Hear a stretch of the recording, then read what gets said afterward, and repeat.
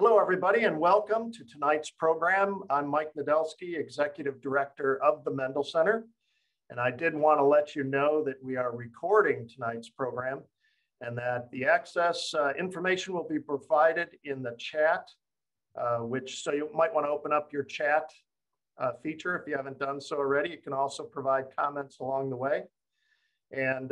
But you can look for that video in our online events video gallery at themendelcenter.com, and we'll give you that address in the chat a little later on.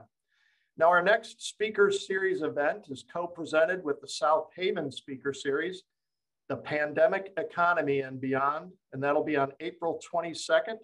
So save the date, and access is again, pay what you can, and you can register now or anytime in the near future at themendelcenter.com.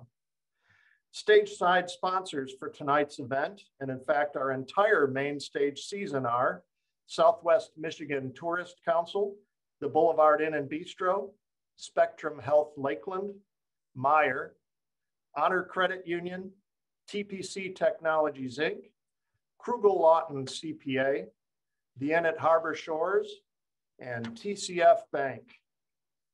For a look at all of our season sponsors, please visit our website.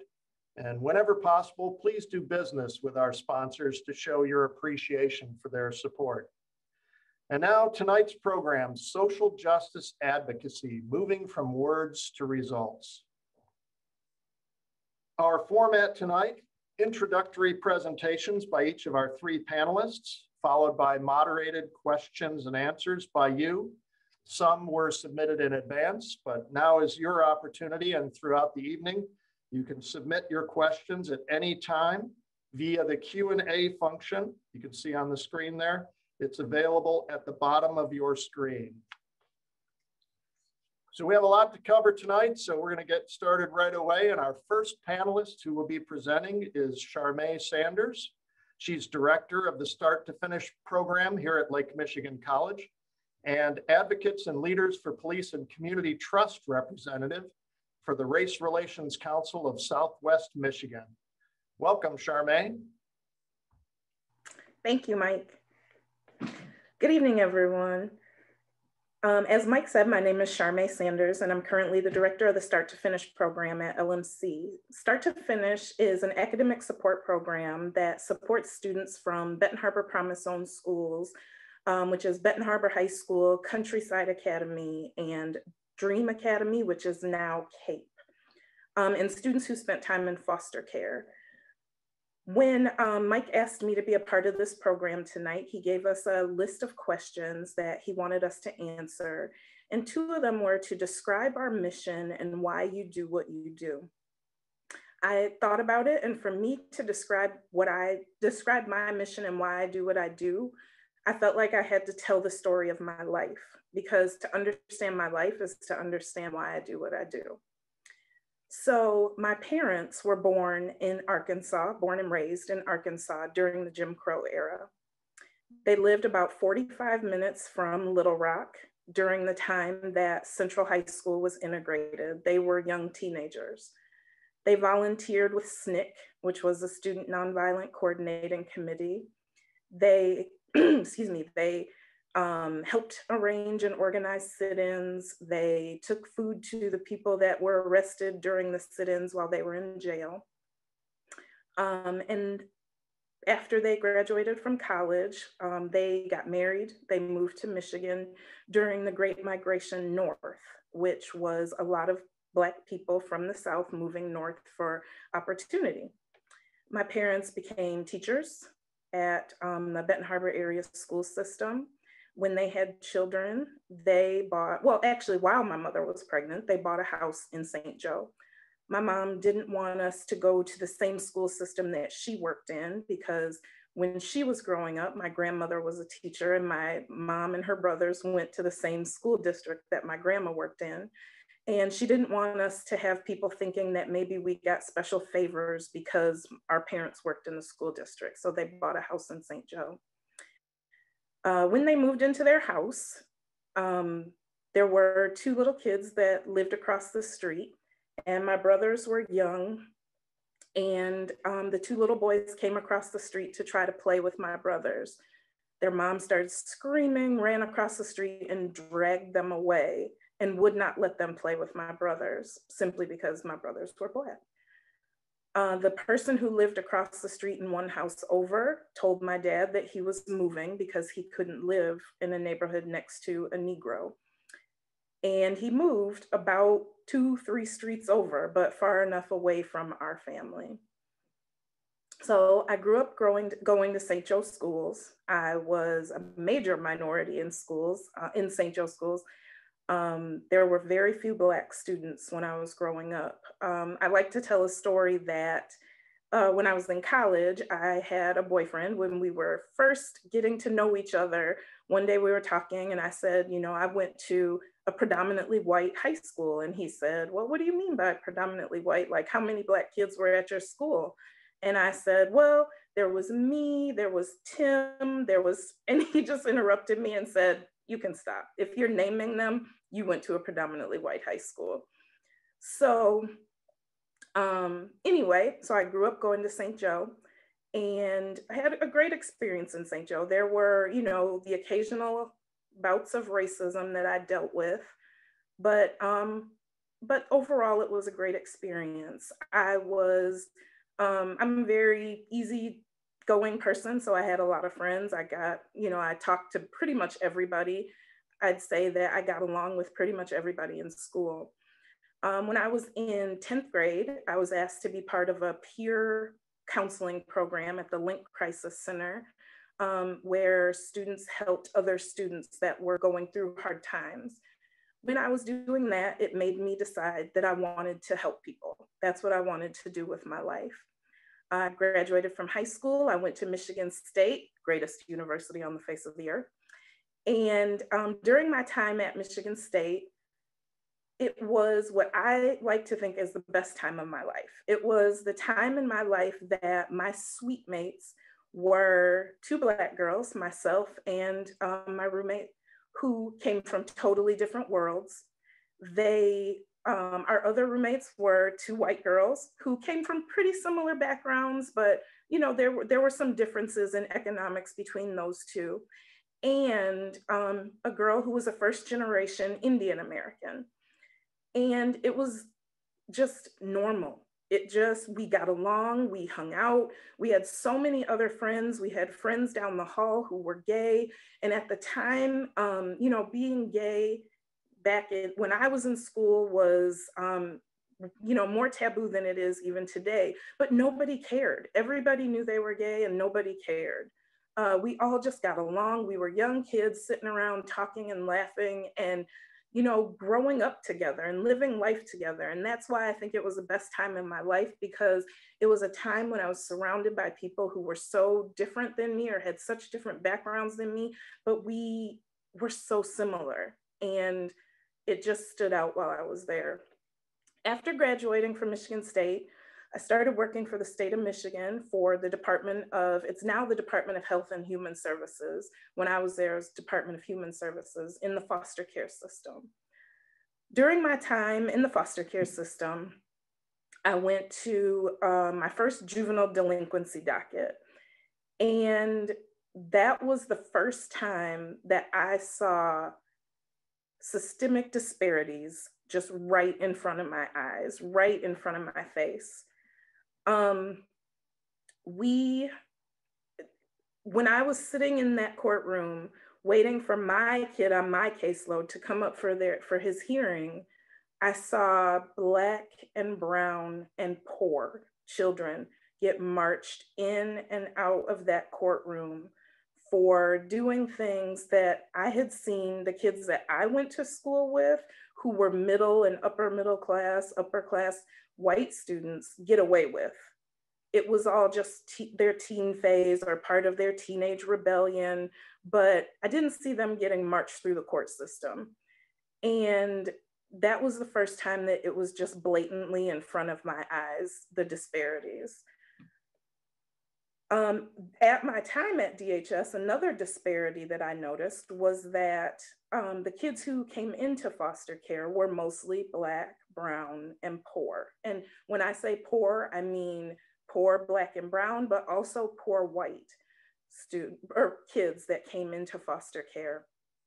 And one of the things that stood out to me is when we would get a case that was involving somebody who had more financial means, more than likely, that person's kids didn't get removed. That person could afford an attorney who fought to keep their kids at home, or it never even came to that point. They were given services to help keep their families together, but poor people, their kids were very often removed. And so that was something that stood out to me. And one of the things that bothered me was that so many of my coworkers didn't recognize it. And I would point it out to them, and it was kind of like a light bulb going off for them. It was something they never noticed. And I think that it was the kind of first realization that systems are sustained because often people can't even recognize how biased the systems are. After 15 years of working at DHS, I decided that I needed to move on to something different. I needed to do something where I was still helping people that wasn't quite as stressful and traumatic. So I decided I wanted to work at the college. Initially, I worked in admissions, but eventually I started to work for the Start to Finish program. And in the Start to Finish program, I found myself working with underserved and under-resourced students. And I figured out that here I was in another system where I watched another system fail other kids. And it was the same kids. It was Black and brown and poor.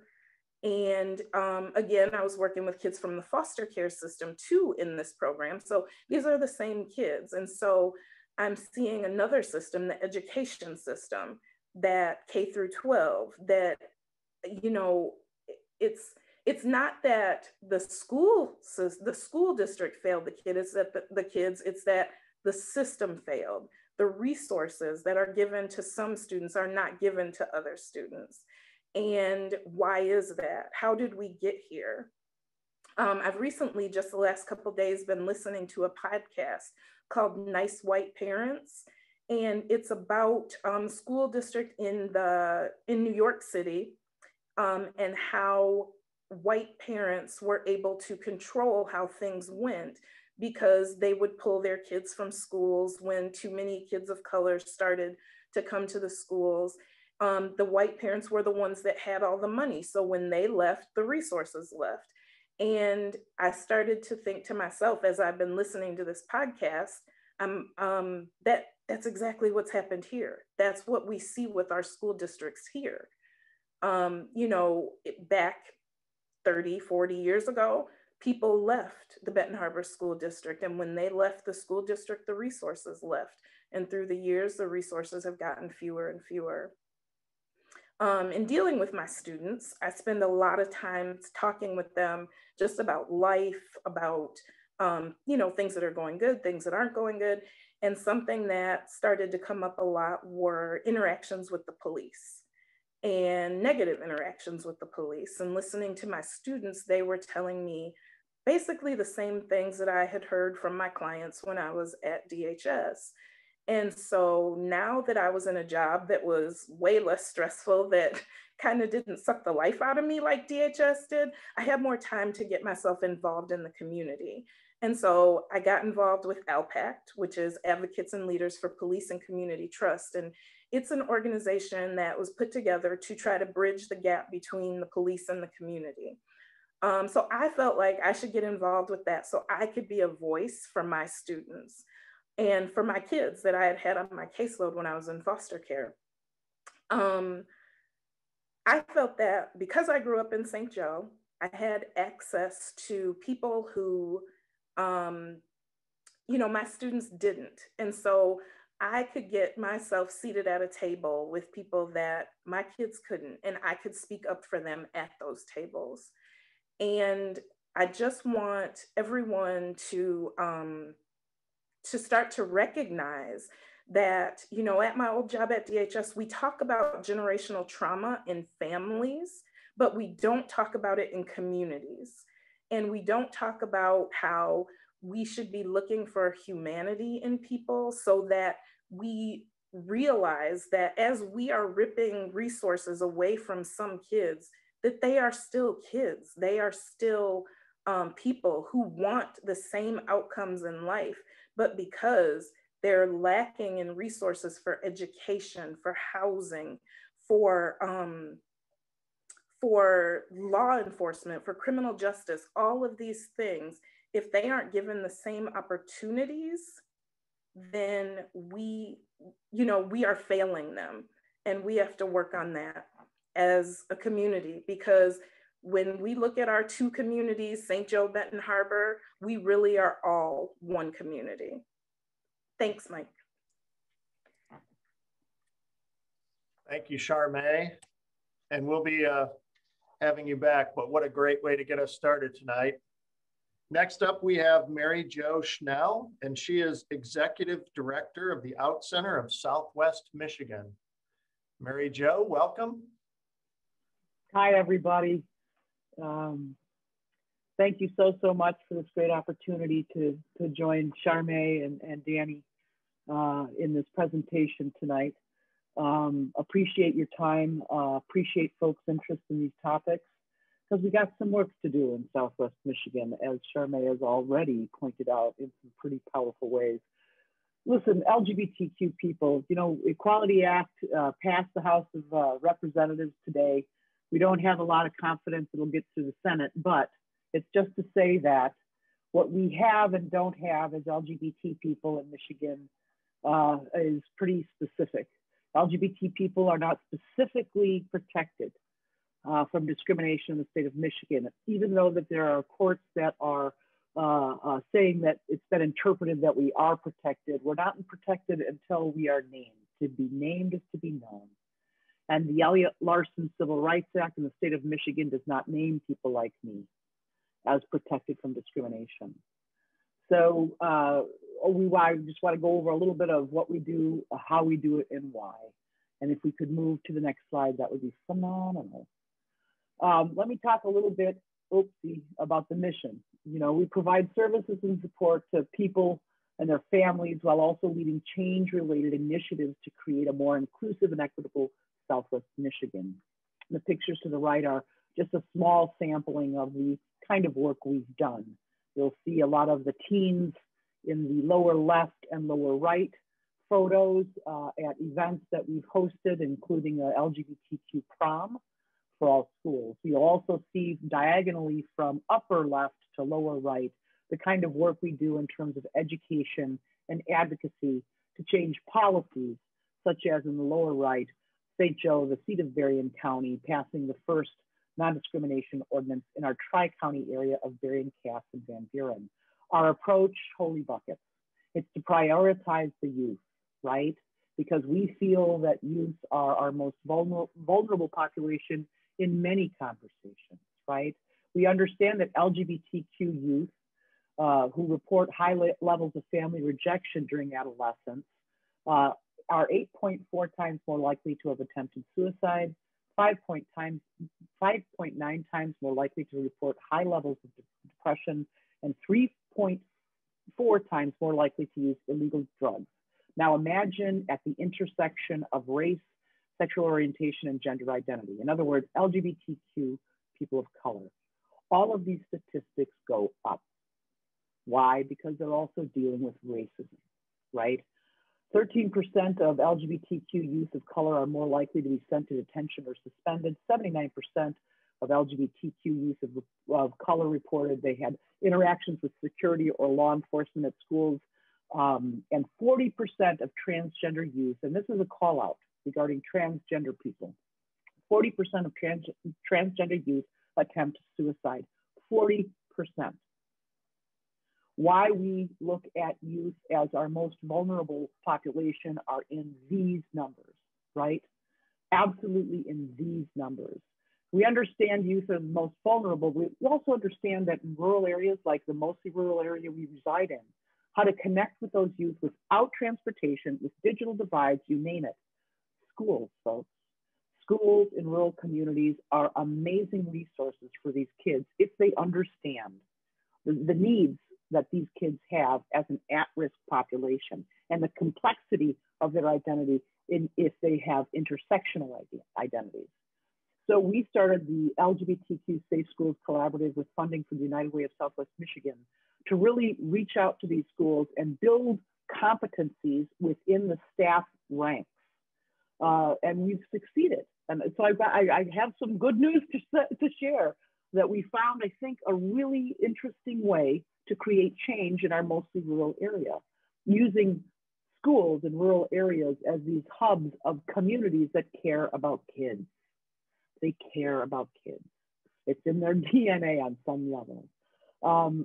So what we've come to find out is, you know, when we follow these students' stories into their families, we're able to have empathetic conversations with the families and the student counselors that save lives and relationships, right? Remember those statistics, right? We're able to reduce the negative mental health impacts from rejection by their family, their congregation, or their community, right? But then we follow those relationships and we build on them into their school communities to have robust conversations, workshops, community nights with parents regarding these students, their needs, and their vulnerabilities as a large block of youth in rural areas that are discriminated against. And let me tell you something, the last 4 years have been horrific, even 5 years. Now we've turned a corner on some level. That's all I'm going to say, right? We're still turning that corner, but things are starting to happen in our little corner of Southwest Michigan that I just didn't know could happen. I think this can be replicated. I'm not sure. We're also building on these relationships to create opportunities to have larger conversations with municipalities, such as the St. Joe non-discrimination ordinance. And then, of course, leveraging larger conversations. We're now a member of a national network, or I'll say committee, looking at LGBT centers in rural areas. Next slide, please.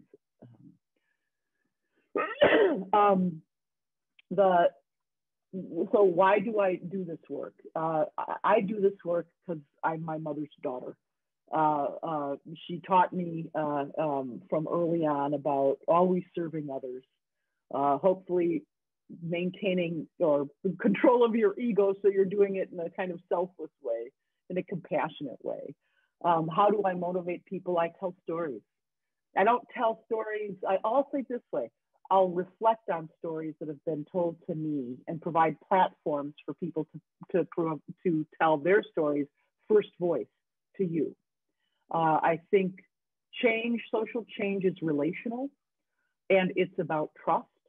And the more we're vulnerable to each other, feeling like we're in safe and even sacred space with each other, I think that ups the potential for change in terms of empathy, changing hearts, minds, right? One story, one heart, one mind at a time. What works? We meet them where they are. Well, no matter what school we're going into, whether it's about the Family Courts Division of Berrien County, we need to meet people where they are. We can't go in like this, right? People don't know what they don't know, right? So we'll meet you where you are.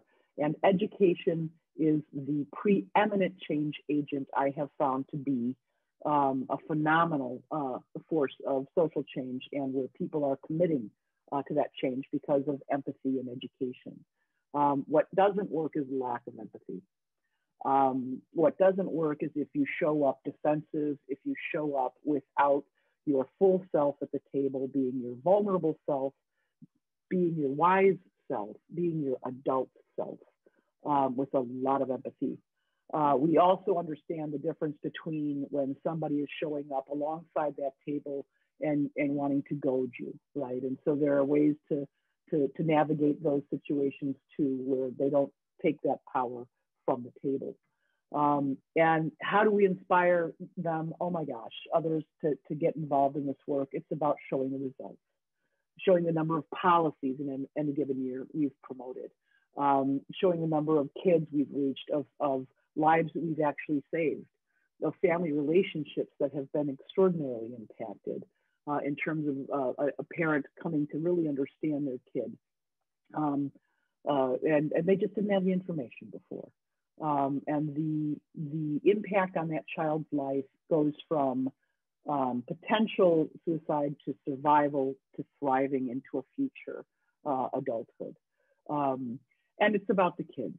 I think one of the biggest things that I can say about the joy of the job I have is the kids. It's the kids, it's the kids, it's the kids.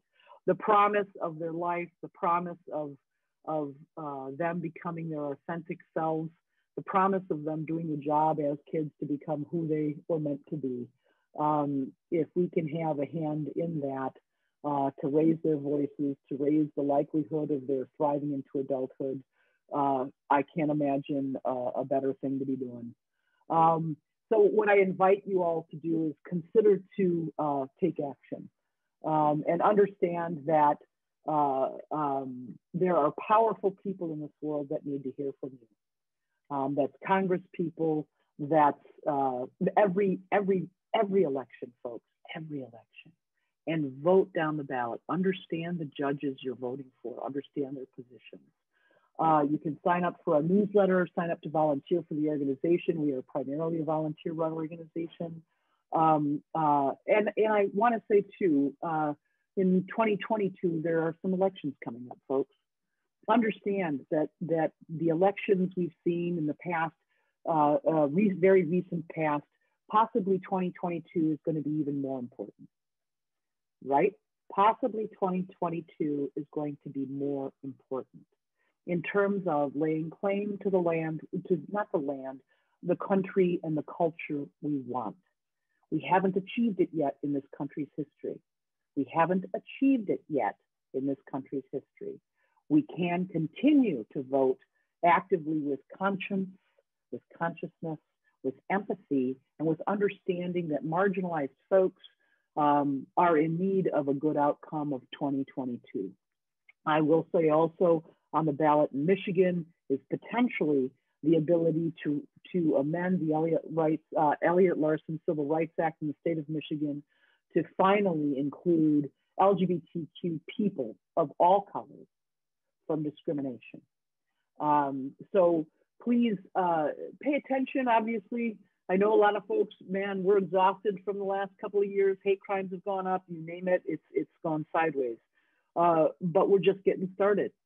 And so take comfort in the fact that we know we can come together. Take comfort in the fact that there's more of us showing up, and keep showing up and keep having folks in your circles show up.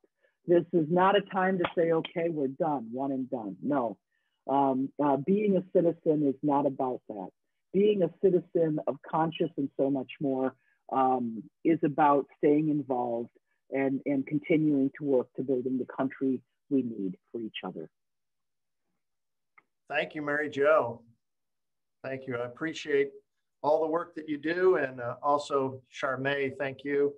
We're going to get to our third speaker, but I wanted to remind you, some of you have found your way to the Q&A feature. Please do so, and we will be answering your questions, as many of them as possible, during the discussion session following our next presenter. And he's Benton Harbor High School teacher. He's a coach and author of NOYA, Nobody Owes You Anything, and also another book, which he'll tell us about tonight. But please welcome Danny Jennings. All right, thank you very much, Mike. Thank you, panel, for having me. I feel honored, and it's a privilege to be able to share this stage with such great individuals. And I also would like to say, in pure gentleman fashion, I definitely am going last because we had to let the beautiful women go first. So, as Mike stated, I am a teacher at Benton Harbor High School. I teach through Connexus, which is my actual employer, but I'm housed in Benton Harbor High School. We teach employability skills, things such as resume writing, building a portfolio, how to conduct yourself in an interview, how to prepare for an interview, just all types of things like preparing for post-secondary education. And my primary goal ultimately is to ensure that the young people who I'm placed in front of have a head start and a jump start, and especially things that personally I didn't have when I was coming through the school district as they are. But before I even get there, I want to stay on this slide because I'd like to kind of bring you up to speed on how I arrived to this point. I grew up right here in Benton Harbor, just like most of the people who I serve. I come up in this inner city environment. I actually live in the home that I was born in. And when I say born in, I mean literally. I was born in the back room in the home that I live in, that I'm speaking from currently. So I grew up about a 3 to 5 minute walk from Benton Harbor High School. Even now, if my car were to go down or anything were to happen, I wouldn't have to worry about needing to miss work or find a ride, regardless of the weather. I can get right down the street and be at Benton Harbor High School.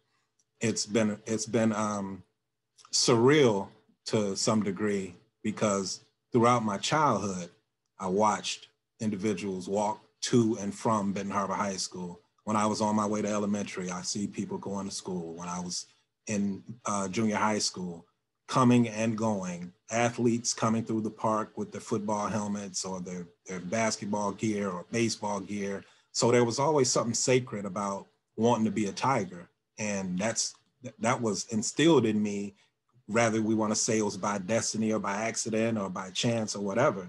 It was a part of who I wanted to become. So growing up in this environment, knowing that it was an inner city environment that was drug infested and crime related, and there were so many things that could be connected to deficits that could have you in a situation where you feel like there aren't many chances or many opportunities or many things that you can ultimately become. Because our conversations with my friends when I grew up were never about anything outside of sports and rap music. That was the predominant conversation that I had with my inner city friends in Broadway Park, which is the place where I spent most of my time.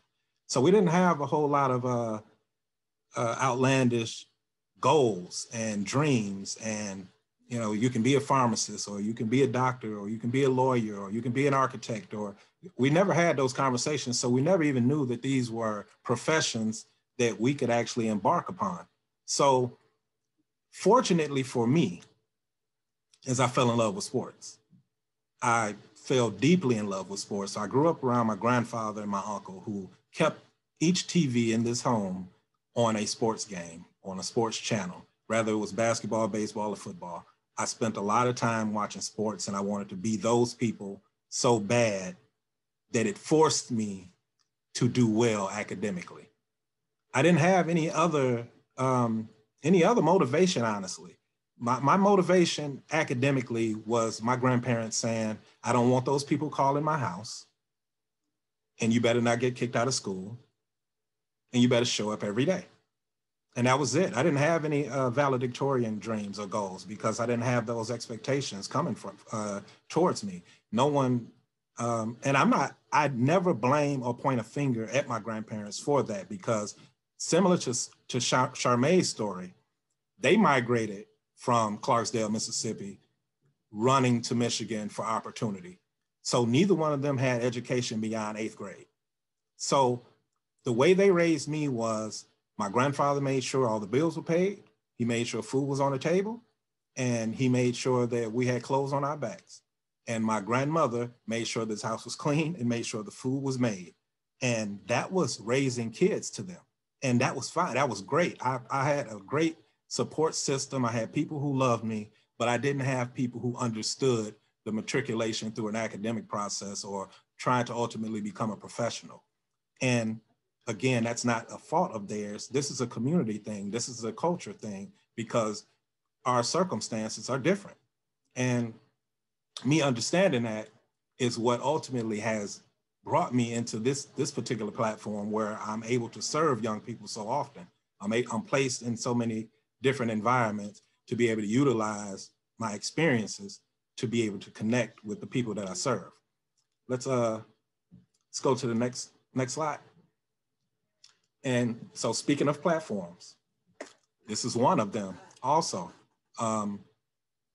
As a coach, I utilize this same space to be able to drive home the same message about what I didn't understand that I now understand that I want our young people to understand.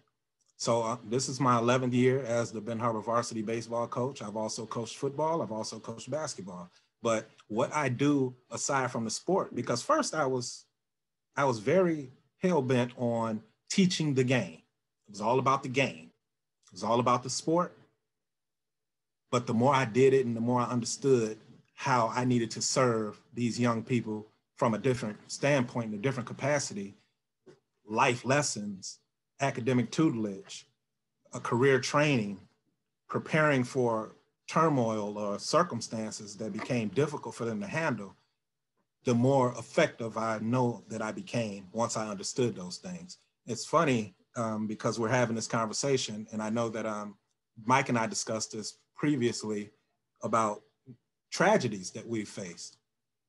I've lost about 4 baseball players to gun violence in the community of Benton Harbor.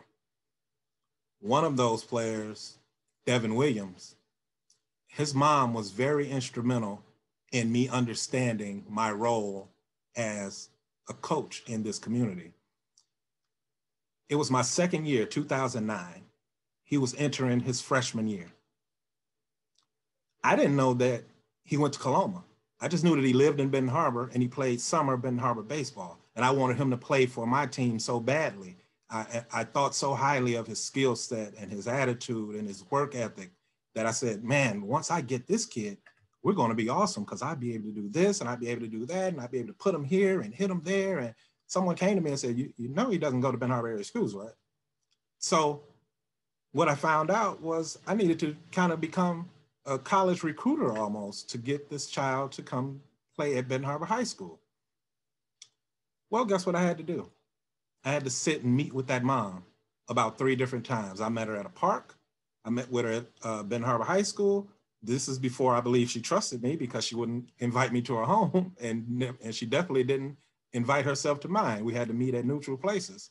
And that was the instance when I started understanding, you know what, this is bigger than baseball, because she asked me questions such as, if you hear anything that's going on in the school building and his name is attached to it, how are you going to handle that? And I'm like, oh man, well, this is what I'm going to do. But these were freestyle answers because I hadn't thought of these things. And she would ask questions such as, can you promise me that if he's slipping academically, that you're going to reach out to me? And I'm like, man, you know, yeah, I need to do those things. Because again, this is my second year. I came in the first year at the end of March, which is, end of the school year, which was the 4th term. So I didn't get a chance to really get my feet wet. I just coached some baseball, and then now it's preparing for a real second season, which was kind of my first full year. So again, I'm a young coach, new coach, and this woman kind of taught me indirectly that my responsibility was bigger than the game. You can go to the next slide. So nobody owes you anything. That is the acronym for NOYA Inspired.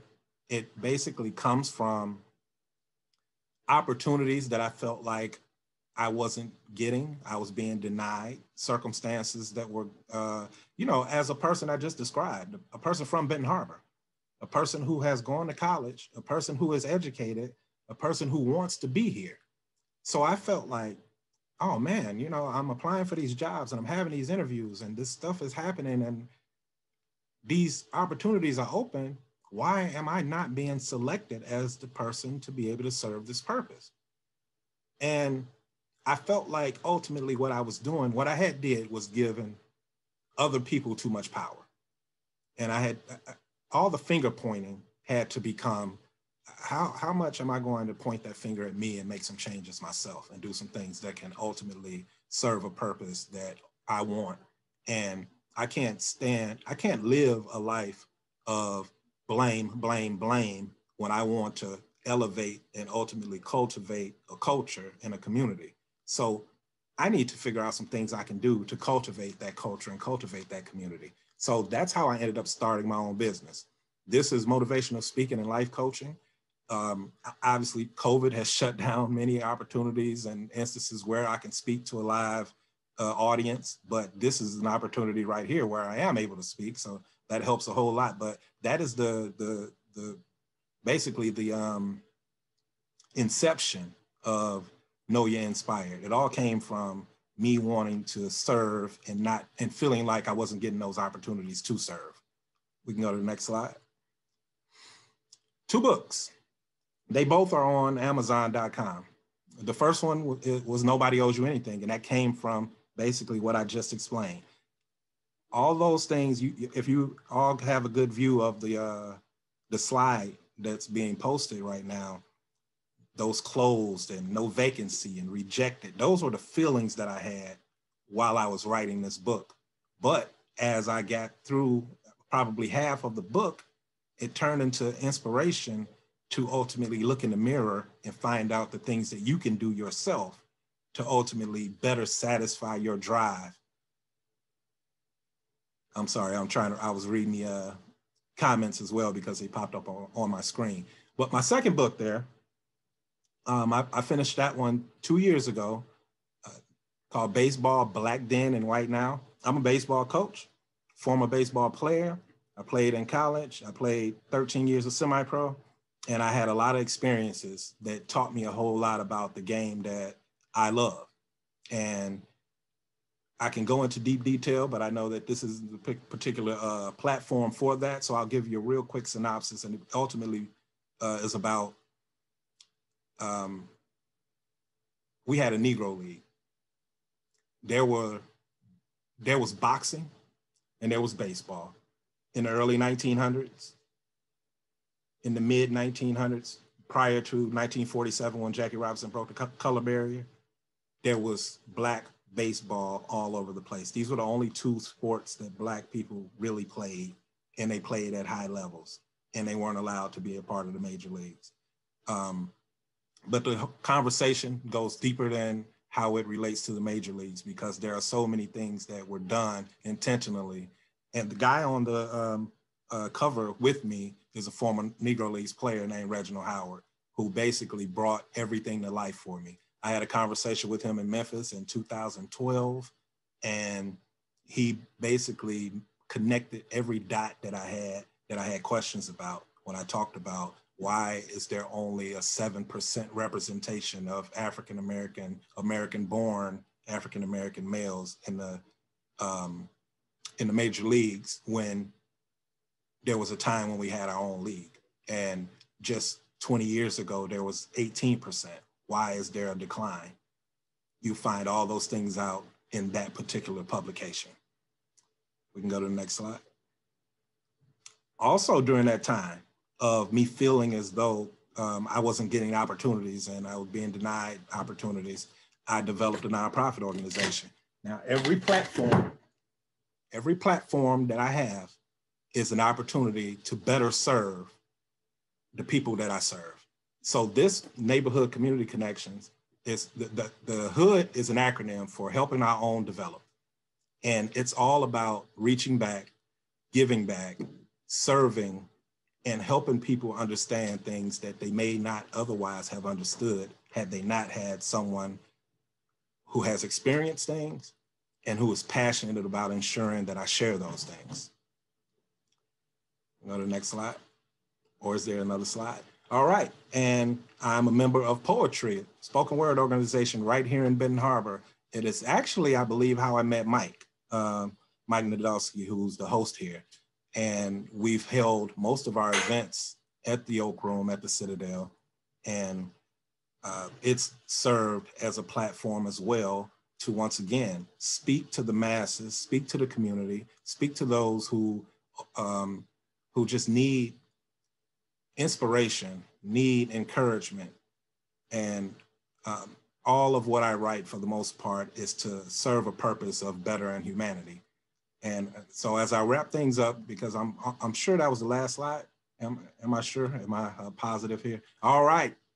No, it wasn't the last slide. And I'm glad that I just got that cue that I'm wrapping things up here. But I'm the Black History Chairman at Benton Harbor High School. This is my 4th year. What we do is basically put together programs and put together things that we do at the school, within the school, around the school, during Black History Month, which right now we're celebrating and we're commemorating. And just before I get off here, I can say that we have 4 speakers every year that speaks once a week for the 4 weeks during February. We just finished our 4th speaker today. And what I do is I try to grab people from the community, from Benton Harbor, who has success stories that they can come back and share, because we talk about the Martin Luther King, we talk about Harriet Tubman, we talk about Malcolm X, we talk about Huey Newton, and we talk about all these people who have paved the way and made huge sacrifices for our opportunities to be broader and brighter. However, a lot of our young people feel a disconnect there. So what I do is try to connect them with people who they can relate to, people who know about their struggle, people who they can call, people who they can email, somebody who they can have a conversation with and say, you know what, I understand. Now I understand a lot better, because now I'm hearing it from someone who has walked this walk, who has been in these hallways, who has lived in this city. And now it makes a lot more sense, other than Coach Jennings putting up speeches, making us listen to Malcolm X all the time, because I do that too. All right. Thank you, Danny. Thank you. Thank you, panelists. We're all together now in conversation. So this is your opportunity as attendees to continue to put questions into the question and answer feature of Zoom here, and we'll answer as many questions as possible. And really our goal tonight, and this is something I talked about with the panelists ahead of time, and when conceiving of this evening, is you know, that Elvis Presley song, a little less conversation, a little more action. How do we take these words and drive results? And so one of the things is prioritizing, and I know, and this is a question that was submitted, all the work that there is to do. If you could fix one thing, what would it be? And each person, you'll have a chance to, each panelist to answer that, but where would you start? I mean, maybe not, it's not the only thing, but what's the highest priority? So as the spirit moves you, whoever wants to jump in first. I'll jump in. Go ahead, Danny. I think that a clean slate regarding memory of the country being developed and the people and how they've been served and how they've been treated. A complete clean slate of everyone's memory and understanding of how this all came together. And once we get our minds back, we have no recollection or understanding of racism, of white supremacy, of poverty, of marginalizing a specific group of people, and everyone just sees everyone as humans. Wow, that would be a good place to start for sure. Charmae? Yeah, I'll go next. The funny thing is, I was going to say that if I could cure one thing, it would be racism. And I was going to say that if we cured that, it would help with our education systems, our criminal justice system, people having access to living wages, and people having access to safe housing. There's so many things that fall under that, but I like you saying wiping everybody's slate clean, because then, yeah, that goes even further, because like you said, it also impacts other marginalized groups as well. Mary Jo, go ahead. Well, the thing that kind of rings in my head over and over was what Dr. Fauci asked. So I think about the last 4 years, I think about the Reagan years, I think about the different tones set nationally from federal government, and how Fauci in the midst of COVID and divisiveness and an insurrection, and how he said, I don't, and I'm gonna mess this up and I'm sorry. He said something like, I don't know how to explain to you folks that you're supposed to care for one another. And so there was this call of empathy, of caring, of genuine, authentic coming together in a moment in time when, and I'll say this kind of shit, excuse my French, okay, sorry, I said it, white stuff, right? Glow in the dark, whatever. That there is too much power in this, number one. And number two, too much power in this to create an uncaring country. And so when I think about if I could change something, it'd be that. It would be, and I don't know what that means, folks. I just loved how he said that in such a kind of a clarion call for, I don't know how you're supposed to say that word, clarion call, whatever, a clarion call to just care about each other. My God, is it really that difficult? No, it ain't. It's not. You don't lose anything by it. And the idea that you do lose something by it is the capitalization of caring. Guess what? Two different things does not work, does not mix. It's not right. And that's a major digression. But it's to say that, why can't we care about each other? We can. And in fact, I think sometimes, and I wrote this in my comment to the panelists, it exhausts me, but it also excites me to think about how we can do this locally, how we can create a law enforcement that cares about each other, healthcare that cares about each other without disparities, education that cares about each other without disparities. And I know it's in our power, and I'm what the hell, I'm gonna say it. What the heck, I'm gonna say it. I'm excited about the potential. I'm excited about the potential. And I'm excited about the potential about communities doing it, not waiting for national, not waiting for staff, state staff, it's on my mind, not worried about, and just like going and doing it, Mary Jo, you're leading us well into this, into the next question, which is, how do we harness the energy and make the most out of the summer marches and all this momentum that the social justice movement has started? I mean, something was kindled over the summer, and how do we make the most of this opportunity as the pandemic hopefully begins to recede and we have more opportunities to gather safely? And so Charmae, or you want to take that one to start? Sure. I think that each person utilizes their own skills to do what you can to help people. I have a friend who is a mortgage lender, and he wants to help teach classes about building credit, and he wants everybody in the hood to have a house. That's his theme. And so he wants to teach how to build credit, how to buy a house, how to get your, mortgage loan. So I think that you utilize your skills to help our community. Are you somebody that can help people in our community build their credit? Are you somebody that can help rebuild the housing in our community? Are you somebody that can help? I think of the show Hometown on HGTV. I don't know if you guys have all seen that, but it's a show where they're just trying to rebuild a town. And I think of that and I think we could do that here. We have people who have all the skills. So let's rebuild the homes in our town. If you're somebody who has access to lenders at a bank that can help somebody get mortgages, help people do that. If you're somebody that can help get resources into the schools, help get the resources in. If you can go into the schools and help tutor, help mentor, help do whatever you can.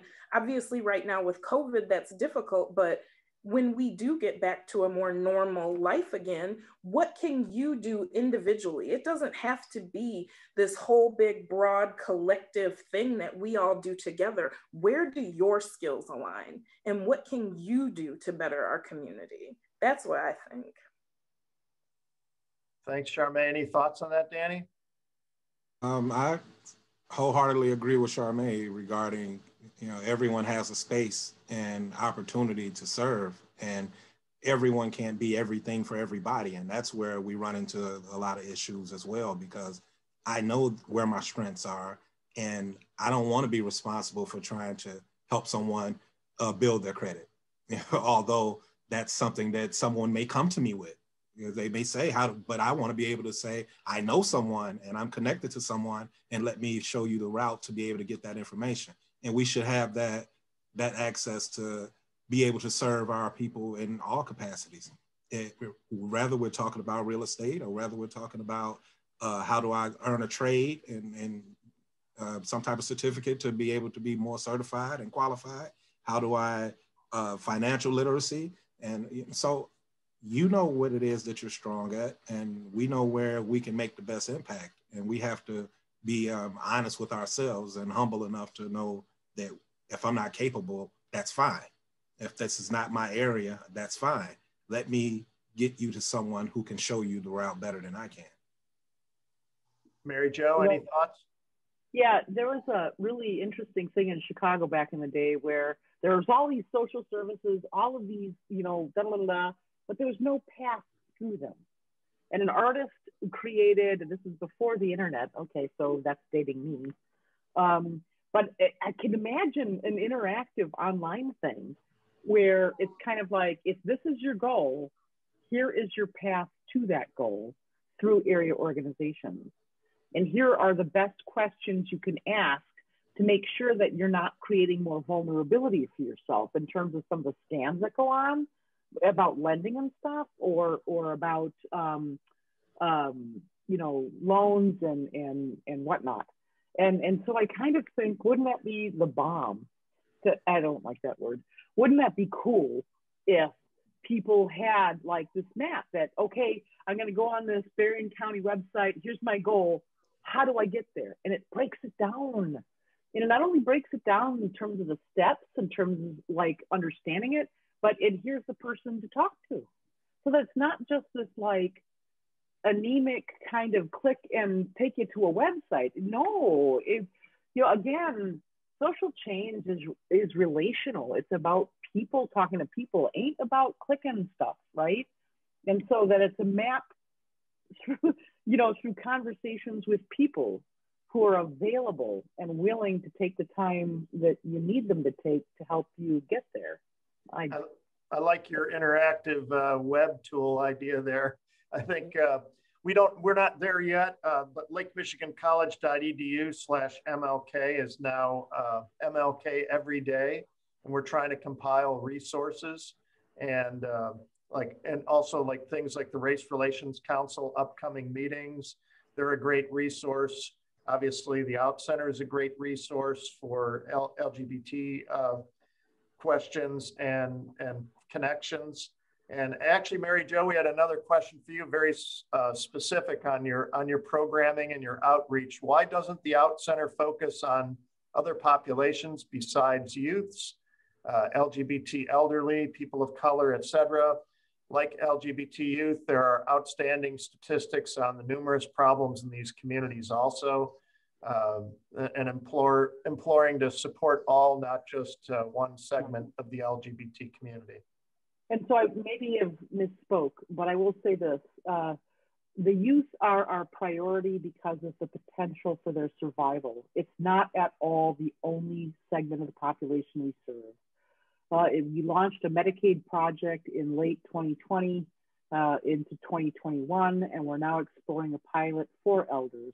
We grew the access to services to population during the COVID year of 2020 by 225% because we linked up with other Michigan centers across our state to say, hey, we went virtual. So anybody in the state could attend our programs, and anybody in the state could attend Detroit programs, affirmations programs in Ferndale, you name it. And so what we're using this 2020 as an opportunity to understand is where are the additional needs?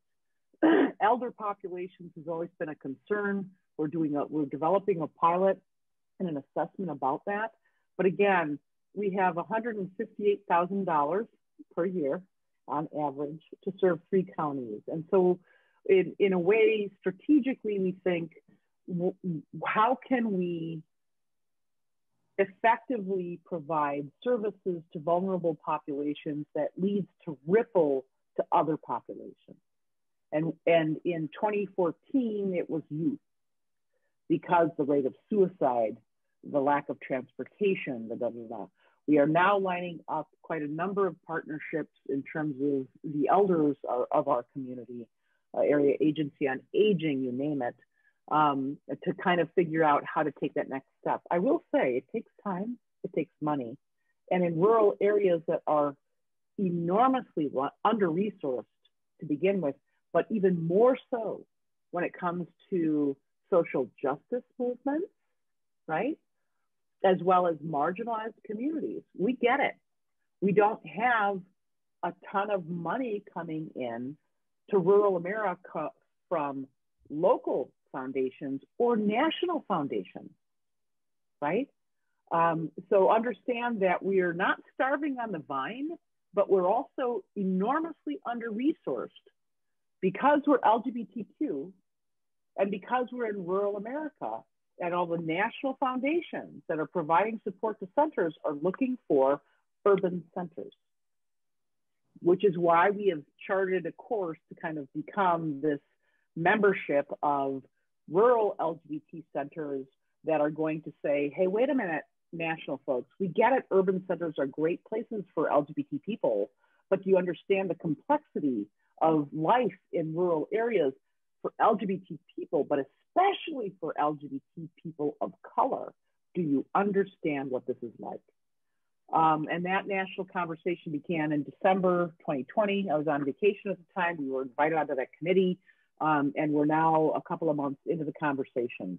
And so we hope to leverage that in ways that help all LGBT people in rural America. I get the concern. Please know we've never, ever, ever solely provided just support for youth. It's always been a diversity of support.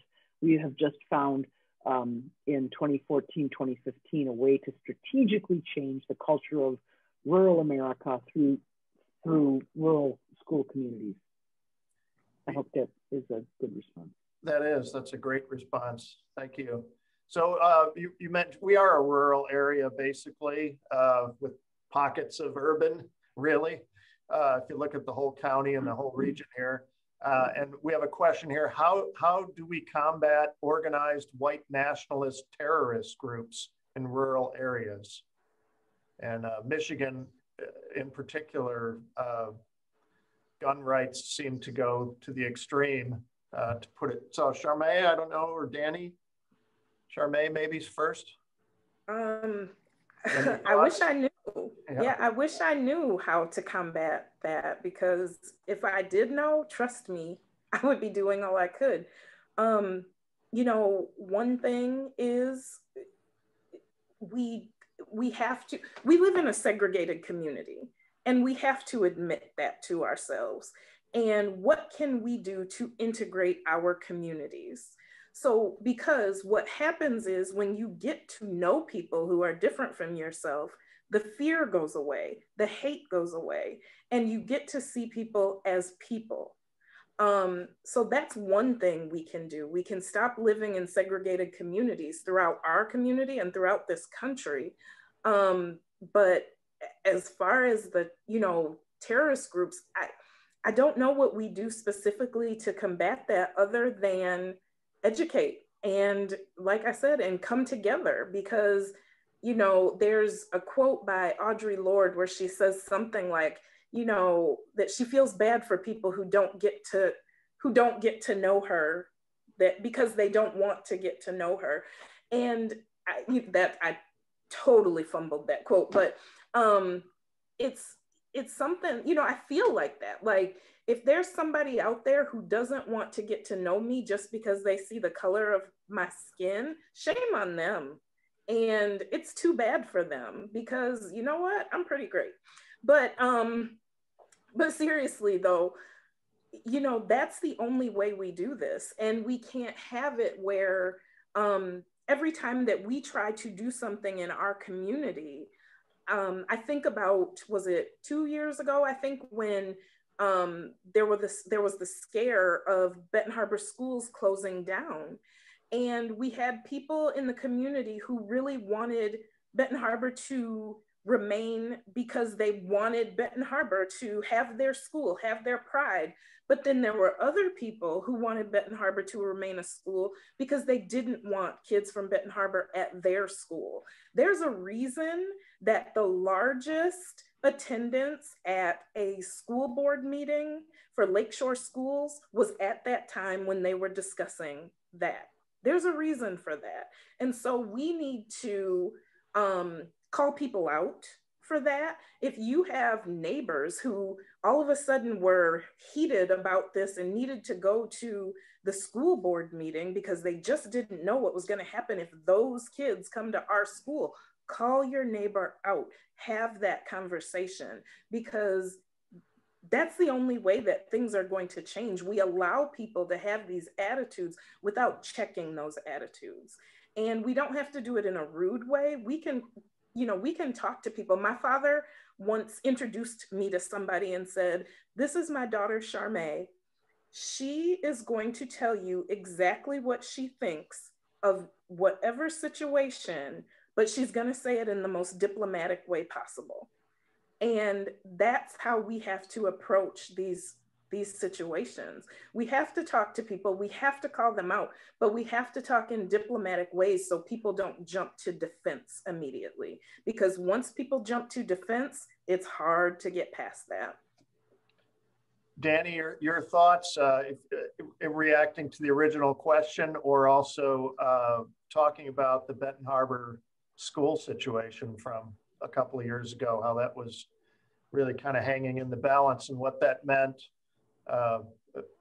from your perspective. So I guess a two-part answer to kind of close the door on the initial question. I think we have to continue educating people, obviously, when we're talking about the white supremacist groups and stuff, because we're not as far removed from the civil rights movement and slavery and things of that nature as people think. Amen. People's grandmother's grandmother was a slave. So that means people's grandfather was a Klansman. So we're talking about the entire landscape of the country still being impacted and affected by people who have that in their blood, who have that in their minds, who have that in their hearts. So if we have these people still running things like good old boys networks that we talk about when we're talking about Fortune 500 companies, where we're talking about when I was just discussing how I felt like I wasn't getting opportunities and how I wasn't getting, these things occur all the time because of the networks and because of who inherited this opportunity, who this was passed down to, who this was saved for, who we wanted to ensure didn't get in these doors so that they can be integrated. So it's almost like the jury box. If we're going to be on trial and the jury box is going to look one way because of, you saw Selma, or some of you have and some of you haven't, but we're talking about how you can even convince the people who gives you the right to vote that I belong in the box to vote.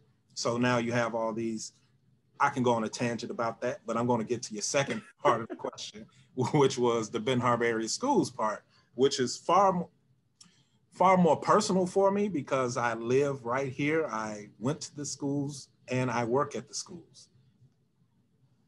When I first heard about the closure, it was like literally, if you guys seen the ABC 57 special about a couple days ago, they talked about it and I was on the interview, and it was like removing the heart from the body. It's like, that was the idea. If you're going to remove the school district from the city, this is the only inner city school in Berrien County. It's Benton Harbor. So you're removing the only Black face from the community, the only Black face from the area, the only Black face from the county. And when you say that, that means when we're talking about school of choice, that means everyone spreads out. And at some point, everyone is going to move out because now Benton Harbor no longer has an identity because there's only one high school. This isn't Detroit. This isn't Flint. This isn't Saginaw, where you can close one of the schools because of low achievement or financial debt and things like that. And then the children could spread out to other schools. This is the only one. How dare you remove the only one we have? There are, because again, we're talking about the deficits and we're talking about the things that we have innately and internally that other people aren't born into. Let's just call it what it is. These are circumstances that we're born into that other people aren't born into, and people have to be able to relate to that. People have to be able to understand that. People have to be able to be empathetic and sympathetic to that. So part of what I do, and I believe that this is why I'm passionate about what I do and where I do it, is because I know you may not have gotten any sleep last night. I know that there was potentially a party in your living room at 11 p.m. on a school night. I know that this is a poverty-stricken circumstance and you may not have had any breakfast today. I know these things because now you can walk in my classroom and I can know that your attitude is kind of based on the morning you've had, because someone may have cussed you out this morning and kicked you out of the car and said, don't you get in any trouble. But you've already set their day up for them to have a long day anyway. So there's times where I can say, you know what, take a nap. When you get up, come talk to me. Instead of write you a referral because you have an attitude and get you suspended and now you're removed for 5 days, all because someone else positioned you to have a bad one day. So I know that being in this situation and doing what I do has such cause and such purpose that I won't dare allow for anyone to try to tell me how to serve our young people. And that's why I feel like I belong in this situation. I have 3 college degrees. I don't have any felonies. I think I can go anywhere in the country and serve. There's nothing like serving at home because the connection that I feel like I have with the people here. I'd be interested in your thoughts. I mean, we all had to pivot. Pivot's like the word of the day here because of pandemics, and you know, we're virtual now in the speaker series. We would be live normally, but it also gives us an opportunity to go through the portal to a new reality in a lot of ways.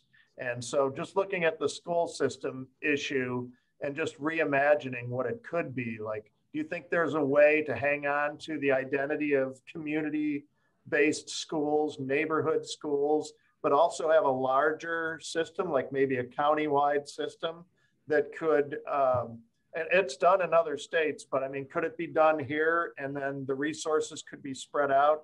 And so you'd have the integrity. I mean, what do you think of that concept, or do you have other ideas of what could help? Mind me chiming in first on that one? Sure, please go ahead. All right, so I believe that that's a grand possibility and I wish that it could happen tomorrow. However, I also know about the same Good Old Boys Network that I just talked about. And I know that there are so many people in position who wouldn't dare allow it, that we need to somehow push the envelope by putting pressure on those who are in position of power and in position of being able to make decisions, to influence them and encourage them that this is the best thing to do for all people, instead of trying to block and lock and trap themselves in a silo where nobody else can get to them and nobody else can impact them because they feel like what we're doing is superior, and how dare we let inferior people be a part of it when there's no inferiority over here. Charmae, Mary Jo, any thoughts on that? Or? Mary Jo, you can go first. I'll go after you. Okay, thank you. Well, number one, 2022 elections, just saying. So the state legislature in Michigan is a peculiar thing and very stuck and very white and very old school. So I'm just gonna put that out there to say we need change at the state level. I know Public Education Network, I haven't been in like lockstep with them since my days at Feeding America, but they have some beautiful ideas about the value of community schools because of the value of community knowledge and the value of community relationships. And so we understand that a child's education isn't top down, folks, it's kind of bottom up. And the more that a kid is in a family system and in a community that values who they are, the more likely they're to succeed. And so there is a relevance to, I'll say it this way, disbursement, countywide, let's say, for example, countywide disbursement of wealth equitably to all communities, and a countywide value or valuing of community knowledge and relationships, where they understand the fact that, you know, and this is my very limited knowledge about, but that the economy in Benton Harbor, from interviews I did back in 2012, 2013, I don't remember, has been cratered 3 times. And so there's this kind of idea about the crab in the pot, that in marginalized communities, the marginalized community doesn't put the fire on, doesn't put the pot of water on the fire, and doesn't elect to go into the pot. And so when you see and this is East Coast, and it's probably outdated, so apologies if it's horrible, but it's from the LGBT perspective, that's what I feel is true on some level. That so we're climbing all over each other to get the frick out of that pot because it's hot. We didn't light the fire. We didn't put the pot in the water. We didn't put ourselves in the water, right? And so on some level, I kind of think back to those days when I had those conversations, and I'm thinking, oh my gosh, the Benton Harbor economy has been cratered 3 times, not of their own making. And so in terms of inequity, and in terms of school system, right? In terms of attrition, we're talking about kids. How dare we? There's got to be a much brighter idea, better idea, and more foundational experience for these kids to come into their own. Again, like I said, initially, these kids their job is to become their authentic selves.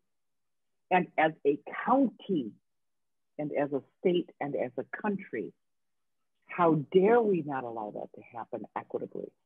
How dare we not allow for that to happen equitably? I do not want to wait for the feds. I do not want to wait for the state. What can we do for the county now?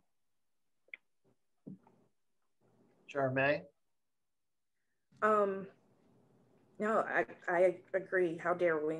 But I think that if we had a countywide school system and resources were dispersed out equitably, it would make a huge change. I think that we have to see that, you know, the schools that have the least resources are the schools that need the most.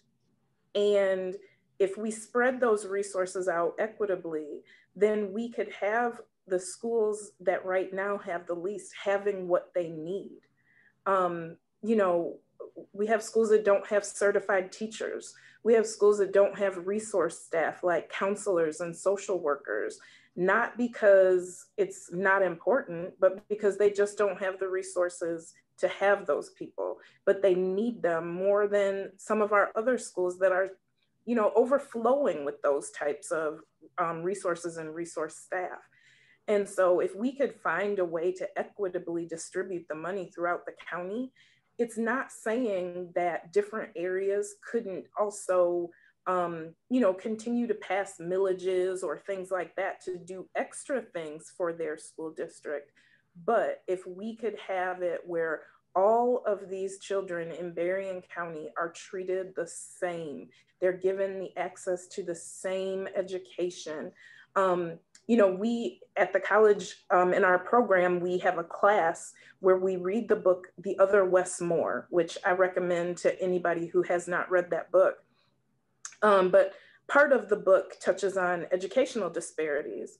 And so in the class, when we were talking about it, this was, I think, 2 summers ago, when we were talking about the book, I said to the kids, You know, if you are at a school that has books that are brand new, that are talking about current information, and you know, somebody else is at a school that has books that are 20, 30 years old, which school do you think is getting the better education? And one of the students said to me, Miss Charmae, books? We don't even have books for, you know, for certain classes. And think about that. Think about how just it's shameful that that could happen. And I know I brought this up during our MLK conversation, and our whole community should be ashamed that we have a school where I have a student saying we don't even have books for some of our classes, while we have another school 5 minutes away and another school 10 more minutes away that are basically competing with each other to have turf on football fields, to have athletic complexes, to have all of these extras that are not necessarily adding educationally for their kids. It's giving them more extracurricular, but wouldn't it be great if all of our kids had a baseline for just their education? Yeah, I mean, you know, bottom line, these are the children of our community. Yes. And I mean, maybe we landed on the highest priority right there. And I mean, each of you talked and shared stories of, you know, young people at risk, some people paying the ultimate price, their lives. I mean, it's not just quality of life. I mean, they've lost their life over some of these issues. So definitely an imperative to continue the conversation. We have three other questions here. I'd like to get through them if we could, and wrap up with a call to action and help everybody who's connected here feel like we can get some traction moving forward. One of these fits right into that, and that's what's the best way for all of us really to stay up to date on new legislations that we can support to improve equity for marginalized groups in our community. How do we make sure that we have the right things on the radar as far as legislation? We have to share stuff. I mean, we have to research ourselves and also be very, very friendly in how we send that information out to other people. Now, the way I wanted to really respond to the question, because I serve teens more than anything, and I speak to teenagers more than anyone.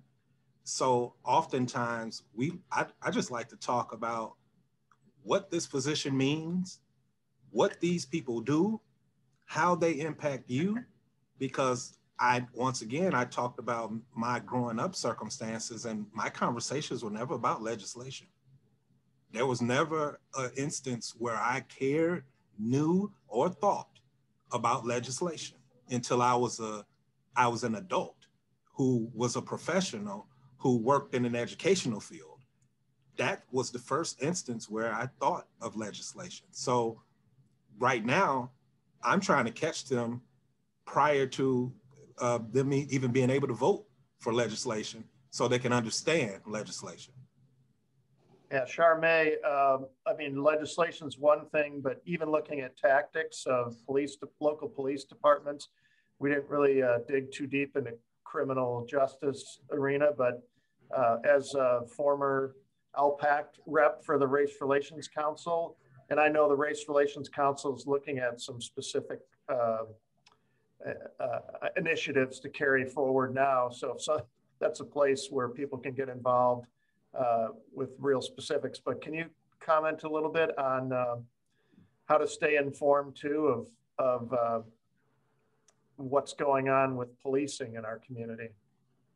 Yeah, so ALPACT started last year after, last summer after George Floyd was killed. We decided to have a community conversation about George Floyd, and it was obviously done virtually, and we just had a conversation, and then we said, where do we go from here? And we came up with education, law enforcement and criminal justice, and healthcare as 3 areas that we wanted to focus on. And so we put together panels, and we've done panel discussions with professionals from each one of those categories, talking about what they have done for equity purposes, for diversity and inclusion purposes, you know, what they have done already and what they are planning to do in the future. And what the plan is, my term as the community co-chair for ALPACT ended in December of 2020. So there's a new community co-chair and law enforcement co-chair that started in January, but they're continuing what we started. And so we're bringing back each of those panels in 6 months' time, 8 months' time, so that we can have the conversation to see where have they come since then. And we will continue those conversations and keep bringing them back, because if we don't, what often happens in this country is something happens. There's a big incident that gets people worked up. They want to make change. And then we fall back into our normal patterns. And so we cannot let that happen. We have to keep bringing people together. We have to keep saying, what have you done? We have to come up with, as a community, the things that we expect from our law enforcement, criminal justice system, from healthcare, and from education. And we have to, you know, keep pushing those things. I know that several of the departments are looking at citizens review boards, which I think is amazing. I think that that's exactly what needs to happen, because like I said earlier when I was speaking initially, that people are so wrapped into a system that they can't see the issues with the system. Or it's not just the system themselves, it's our socialization in this country. So there's a reason that, you know, a young teenage Black boy is gonna get pulled over way more often than a young teenage white boy, despite the fact that they probably are up to some of the exact same things. And so, you know, that it's because of our socialization. So if we can get citizens in our community to review when things happen versus leaving that only to the police, then I think that we'll see changes. Because, and I'll just say this quickly, you know, in one of our panels, somebody asked the police about kind of their good old boy network, like Danny said, where, you know, people don't want to speak up when they see that there's a problem, because they will get kind of harassed from other police officers. And most of the police officers that were on the panel that night were like, no, that doesn't happen. That's just a myth. That doesn't happen. But there was one police officer that was like, oh, no, you guys, that absolutely does happen. And he gave an example. And so if you have most of the people in the system who can't see it or won't admit to it, you have to bring in people from the outside if you're going to affect any change. We're down to our last 2 minutes, and this is such an important conversation. And one of the things we know that has to happen is this conversation has to continue. We've said that, and it will continue in different ways in all these different forums. Someone just asked about where people can hear these ALPACT panels, and we'll make sure that the next ones are listed. You can find out through the Race Relations Council, or also by going to that www.lakemichiganccollege.edu/MLK. And then also there was a thing in here about what can we do to put pressure on that good old boy network. This is more of the like, what are the next steps? We know we need to communicate. We know we need to continue the conversation. We know we need to organize. We need to figure out who's already doing what, because so many grassroots efforts have come up. We were talking about some of them in preparation for this evening. In home ownership in Benton Harbor, I know there's a new group. Trenton Bowens has a lot of great stuff going. There are videos being created by youth that are just very inspirational. Tracy Burton's putting those out. So we're trying at the college to collect all these and put those in that spot to help to be a convener for this. But other quick thoughts as we wrap up. next important steps. Mary Jo? You know, there have been initiatives that I've known about that have been funded by Whirlpool and other larger organizations that were kind of top down.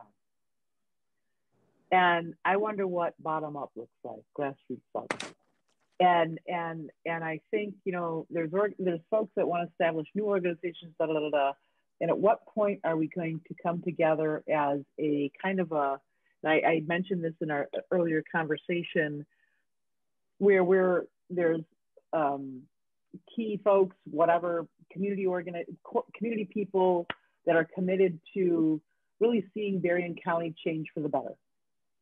And I think I spoke a bit about this thing that I was on a webinar this past week, and they talked about community governance.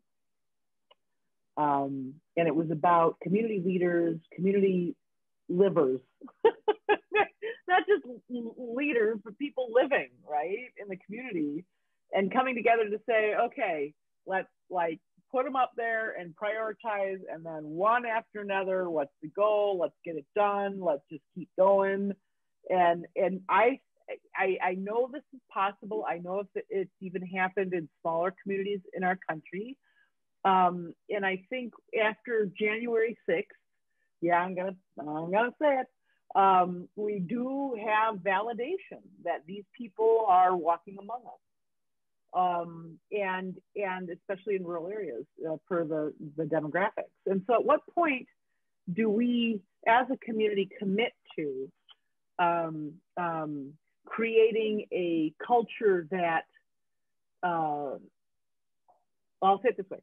When we talk about LGBTQ hostile parents, a lot of them are dads.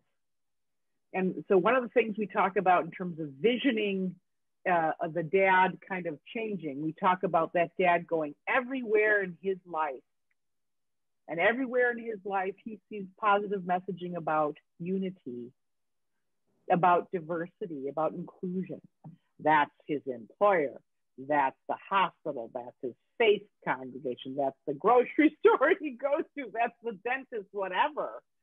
To the point where in human change dynamics, he starts to question and needs to feel an initiative to reconcile his ingrained beliefs with the new reality around him.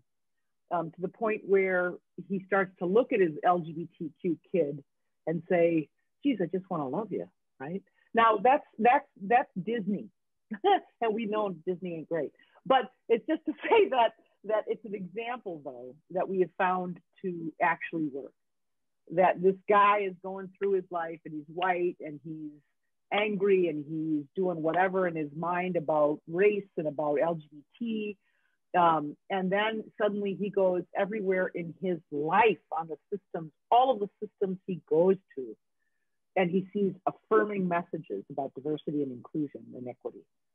And at some point, this guy, and maybe I'm revealing the secret in a bad way in terms of them negating it, the possibility, but you know, that there's this kind of moment in time when a person is confronted with this amount of social positivity that he questions. And I am saying he, and I'm saying white, that he questions his motivations, his resources, da, da, da, da.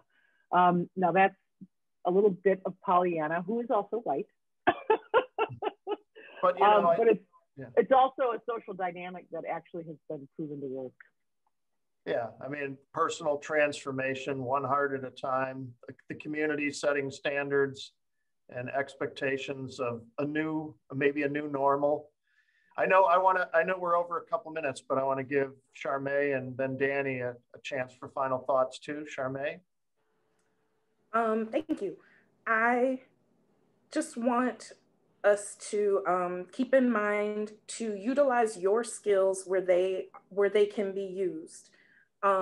We don't all have to save everyone. That's, I think, you know, something that we get caught up in, thinking that we have to solve the whole problem. We don't. We can just use our skills where they are best used and best needed. I think that we force the fact that we get our community involved, get the voices out there so that, you know, right now police agencies, police departments are having a hard time finding folks to hire. That's a good thing, because this is the perfect time for us to change the type of people that we hire into certain systems. So maybe we can change things up. And I think that we as a whole have to be willing to sacrifice a little for the greater good. We often don't want to give up, you know, the great things that we have going on in our lives because we think it's going to help those people who aren't working to, you know, to reach the levels that I'm working to reach. But that's not true. There's so many people that have so many barriers that we need to work to break down. And if we're all willing to sacrifice a little for the greater good, we can make our community and this whole country so much better. Thank you. Thank you. Danny, final thoughts? Sure. I think that we need to continue to raise awareness amongst all those who are around us or who are under the sound of our voices. Continue to raise awareness about circumstances. Continue to remove fear and doubt from those around us who may have power, or who may have a voice, or may have skills, but feel defeated without even starting to fight because they feel like, you know, business as usual, and they feel like they aren't going to be heard, there aren't changes that are going to be made, and we're not going to move the needle forward. So raising awareness as well as removing the fear. Now here's the clincher: being open and willing to recruiting the allies. Underground Railroad, Harriet had allies. There weren't all Black people who were assisting in that fight. The Civil Rights Movement, there were white clergymen who lost their lives in that march from Selma to Montgomery during Bloody Sunday, that raised the awareness of a lot of others who felt like, okay, now it's real. Now we're connected. Now we're impacted. And now we kind of understand. So, you know, we have to remove the fear within our culture because there's so much distrust. And rightfully so. There's a lot of distrust. So we see people and assume they may not be for the good. And instead of giving them an opportunity, instead of lighting a fire under them, what I've seen, and I'll close with this, as a sports person and as a coach and a player and stuff, what I've seen over the course of the past about 4 years, Colin Kaepernick was vilified for kneeling during the anthem. Now you can go to YouTube or turn on a TV and you can see people kneeling from all backgrounds and all cultures, everyone joining in the movement of trying to have civil rights and equal rights and less brutality and things of that nature. So what you've found is a lot of people who are now being made aware. There was a statement by, I think, Mike Trout, one of the baseball players, but he said, you know what, it's a shame. And I never knew. I'm really ashamed for myself. This is a white baseball player who said that I really finally started recognizing that I had privilege that I never even knew I had. But there are people who do the same things I do, who work as hard as I've worked, who've done as much as I've done, who can't get an opportunity because they don't look like me. Thank you. Thank you. Thank you, Danny Jennings. Thank you, Mary Jo Schnell. Thank you, Charmay Sanders, for your words and for opening your heart and for your calls to action. It's a conversation, but I know the work is there already and the work is happening and the work needs to continue. So, and thank you to all the participants and our sponsors. Please, everybody stay engaged. It's too important not to. And we look forward to continuing the conversation and the work with all of you. Have a good rest of your evening and good night.